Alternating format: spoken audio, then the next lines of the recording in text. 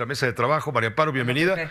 También le damos paso al abogado Francisco Burgoa, constitucionalista, catedrático de la UNAM, a quien, como siempre, saludo con mucho afecto. Francisco, muchas gracias por estar con nosotros. Muy buenas tardes.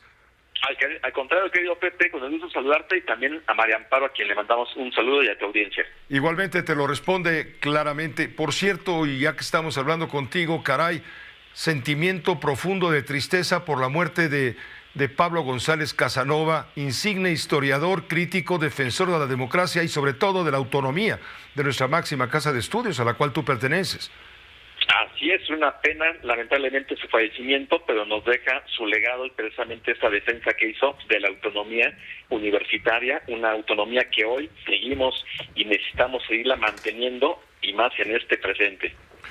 Francisco, vamos al tema de lo ocurrido en la Suprema Corte de Justicia de la Nación con esta decisión de 8 de los 11 ministros declarar como no válidas las reformas a la ley de la Guardia Nacional que transfería los mandos, la operación, etcétera, a la Secretaría de la Defensa Nacional. A partir de esta decisión, primero, ¿cuál es tu lectura, tu parecer de todo esto? Y luego que nos ayudes a entender qué va a ocurrir a partir de este momento entonces.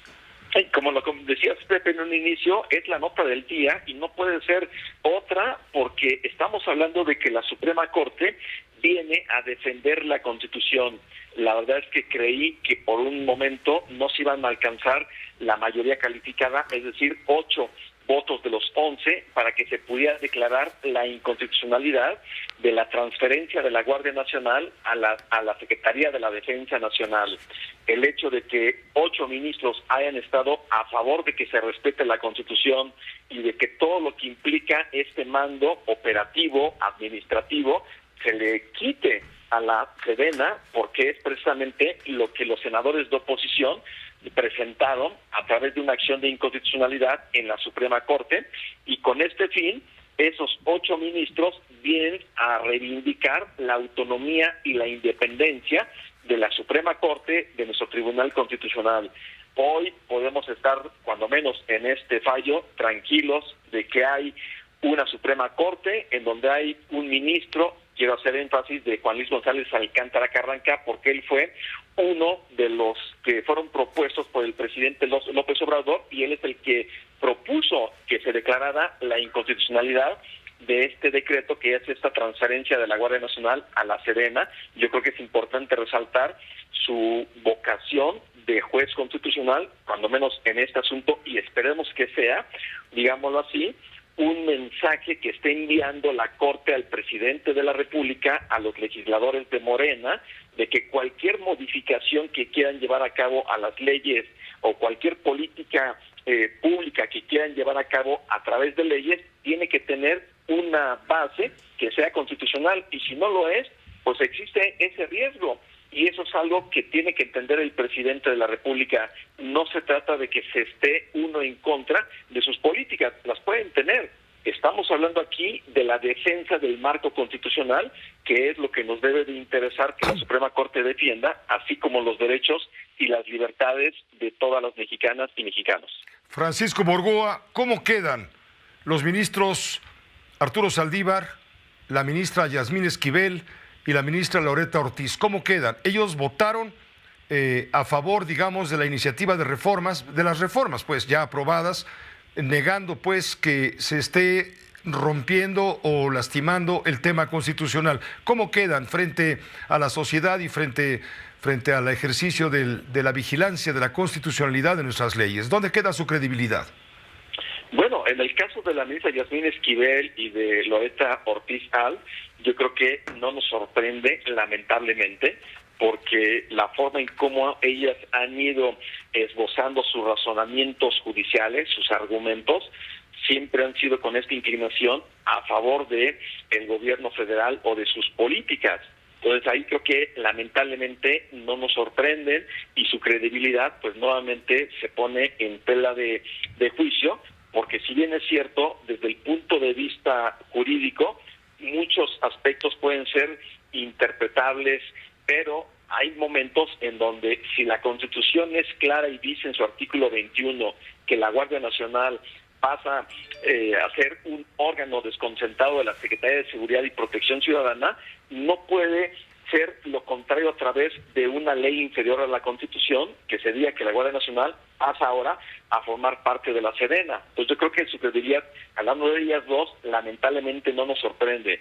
En el caso del ministro Arturo Saldívar, yo creo que ahí sí nos sorprende, cuando menos yo me sorprendo, por esa defensa que él vino a hacer ayer y que hoy la confirma en su posicionamiento de defender lo que para él es que es constitucional esta transferencia que no altera. Yo creo que sí estos dos ministras y el ministro Arturo Saldívar, yo creo que sí quedan mal ante la sociedad, porque esperamos nosotros que haya ministras y ministros comprometidos con el ejercicio de su cargo, con independencia, con autonomía, que no se dejan presionar por parte del presidente de la República, ni por los legisladores de oposición, ni por la sociedad que está a favor de la 4T.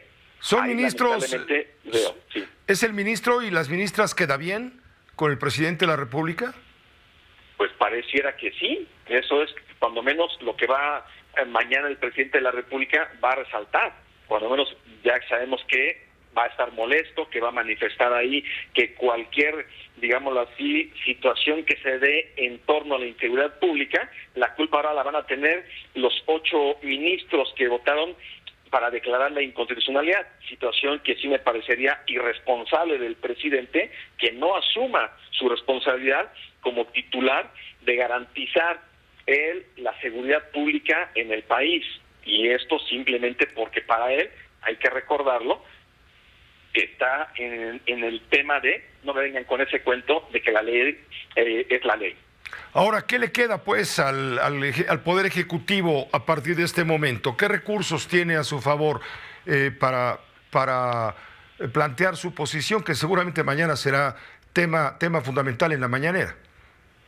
Simplemente si el presidente quiere que la Guardia Nacional sea un órgano desconcentrado de la Secretaría de la Defensa Nacional, que se presente una reforma a la Constitución y que se modifique. Pero esto no hay, creo que, condiciones para que eso llegase a ocurrir, porque si en su momento los senadores de oposición votaron a favor para crear la Guardia Nacional y que se adscribiera a la Secretaría de Seguridad y Protección Ciudadana, era bajo el condicionamiento que tuviera un mando civil y no militar, como esto ocurriese. ¿Qué le queda al presidente?